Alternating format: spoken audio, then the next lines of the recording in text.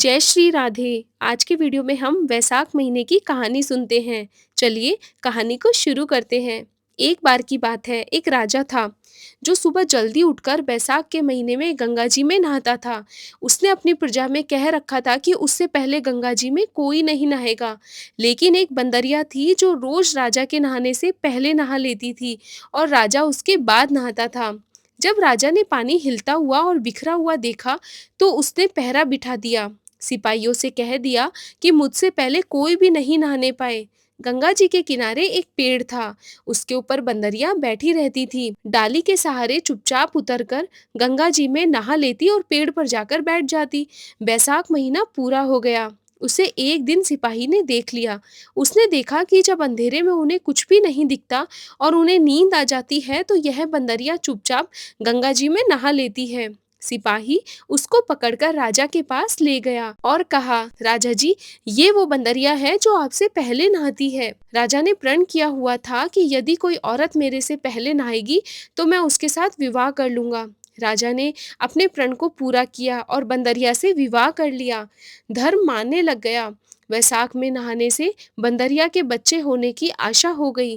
पूरे महीने हो गए। जब बंदरिया ने पूछा, जब मेरा बच्चा होगा तो मैं आपको कैसे जगाऊंगी? तो राजा ने महल में एक घंटी बंधवा दी और कहा, जब तेरे दर्द हो तो तू घंटी हिला देना, फिर आकर मैं सारा इंतजाम कर दूंगा। राजा के कई रानियां थी। उन्होंने उस बंदरिया से पूछा, ये घंटी किसने बांधी है? तब वह बोली, राजा जी ने बांधी है। मेरे जब बच्चा होगा तब मैं उनको बुलाऊंगी। एक रानी ने कहा, जरा बजाकर दिखाइए कि राजा आएगा या नहीं। बंदरिया ने घंटी बजा दी। घंटी की आवाज सुनते ही राजा जी आ गए और उन्होंने पूछा कि घंटी क्यों बजाई? तब बंदरिया बोली, रानी ने कहा था। बंदरिया के बच्चा होने लगा तो उसने घंटी बजाई पर राजा नहीं आया। फिर रानियों से बंदरिया ने पूछा, मैं बच्चा कैसे पैदा करूं? तब रानियों ने कहा, आंखों पर पट्टी बांध लो, ओखली में सर दे दो। फिर बंदरिया के बैसाख नहाने के पुण्य से एक अति सुंदर लड़का हुआ। होते ही रानी ने राजा को नहीं दिया और दासी को दे दिया और कहा, इस बंदरिया के बच्चे को नदी में बहा दे और बंदरिया के पास आटे को खून में लपेटकर रख दे। राजा ने आकर पूछा, क्या बच्चा हो गया? तब रानी ने कहा, बच्चा नहीं हुआ, ये ईंट पत्थर हुए हैं। फिर राजा ने संतोष कर लिया कि रानियों के बच्चा नहीं होता, इसलिए इसके भी नहीं हुआ होगा। उधर दासी बच्चे को फेंकने लगी तो उससे नदी में बच्चा फेंका ही नहीं गया। कुम्हार मिट्टी का बर्तन बना रहा था, उसके अंदर रखकर आ गई। कुम्हार और कुम्हारी खुदी हुई मिट्टी लेने गए तो देखा बहुत सुंदर बच्चा मटके में सो रहा था।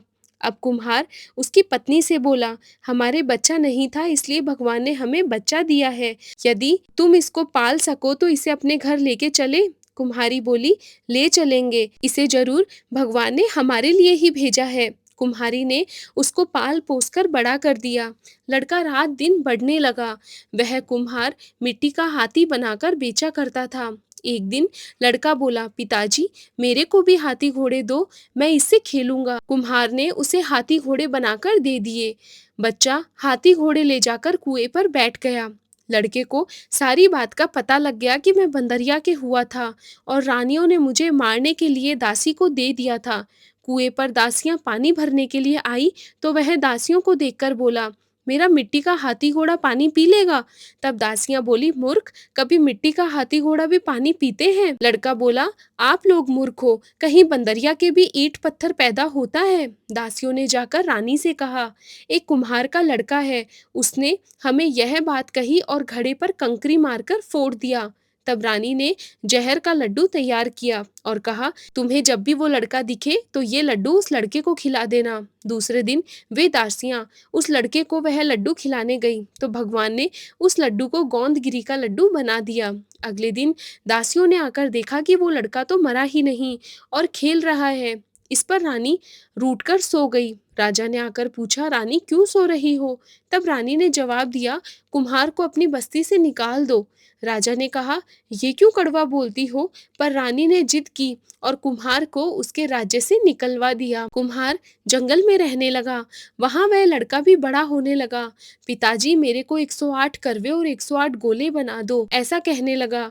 वह ठंडे ठंडे घड़े भरकर बैठ गया। गणगौरों के लिए मिट्टी लेने के लिए बहुत सारी लड़कियां आई। राजा की साहूकारनी भी आई और बगीचे में बैठकर खेलने लग गई। खेलते खेलते उसे प्यास लगी। ये लड़कियां उस लड़के से बोली कि हमें पानी पिला दो। वह लड़का बोला, मेरे पास ये गोलियां हैं, इन्हें खाती चली जाओ और मेरे पीछे फिरती जाओ। फिर कई लड़कियों ने कहा, मैं तेरी गोली नहीं खाऊंगी, हमें प्यास लग रही है, तुम खा लो। फिर वह लड़की आगे आकर बैठ गई। लड़कियां एक एक करके गोली खाती गई और ठंडा पानी पीती गई। उसके चारों तरफ फिरने लगी। सब लड़कियों के पेट में गर्भ रह गया। लड़कियां मिट्टी लेकर घर आ गई। घर जाने के बाद उनके बाप ने ब्याह का साया निकलवाया, लेकिन साया निकला ही नहीं। पर उसने कहा कि यदि इनका समय पर ब्याह हो जाना चाहिए।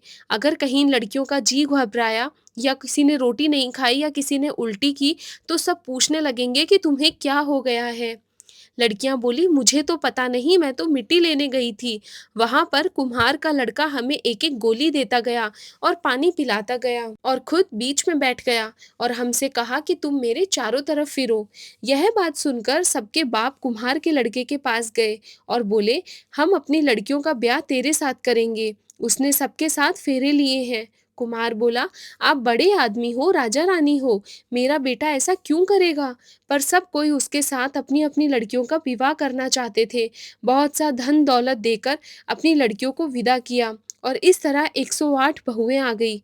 फिर सबके लड़के भी हो गए और 108 कमरे बनवा दिए। सब बहुओं के लिए भी कमरे बनवा दिए गए। फिर लड़के ने कहा, पिताजी, हम सारे नगर में दावत का बुलावा देंगे, आपकी इतनी बहुएं आई हैं और इतने पोते हो गए। कुम्हार ने कहा, ठीक है, सबको जिमा दो। अब सारी नगरी और राजा रानी को बुलावा दे दिया गया। सब कोई जीमने आए और राजा का परिवार सेना सहित खुद भी आया। लड़के ने कहा, बंदरिया को क्यों नहीं लाए। राजा ने कहा, बंदरिया को भी बुला लेते हैं। राजा ने बंदरिया को बुलाने के लिए रथ पालकी सजाकर भिजवा दी। वहां पर सारी सभा के बीच सोन की चौकी पर सुंदर गद्दी बिछवा दी।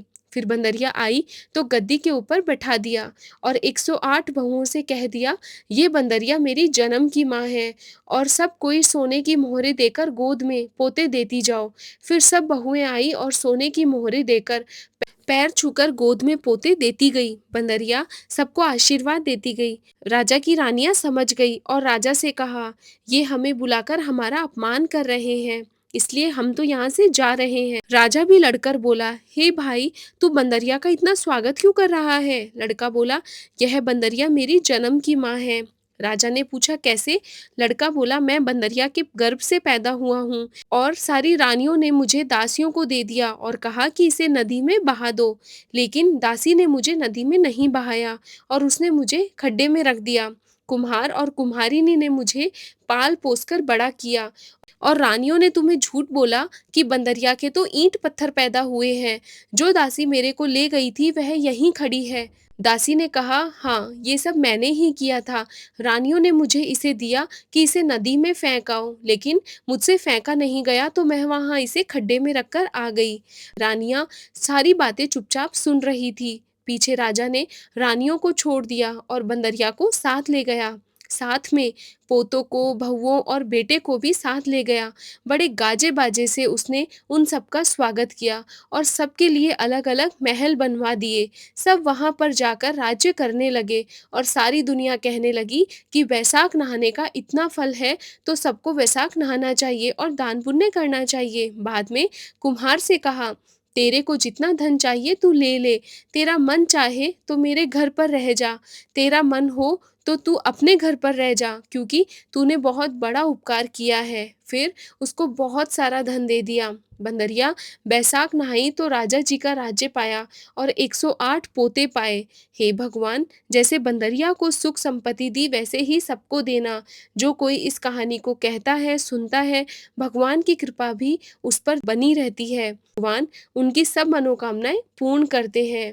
आपको यह कथा कैसी लगी मुझे कमेंट में ज़रूर बताइएगा। इस वीडियो को लाइक, शेयर और चैनल को सब्सक्राइब करना ना भूलिएगा। मिलते हैं ऐसी ही किसी नई कथा के साथ अगले वीडियो में। तब तक के लिए धन्यवाद।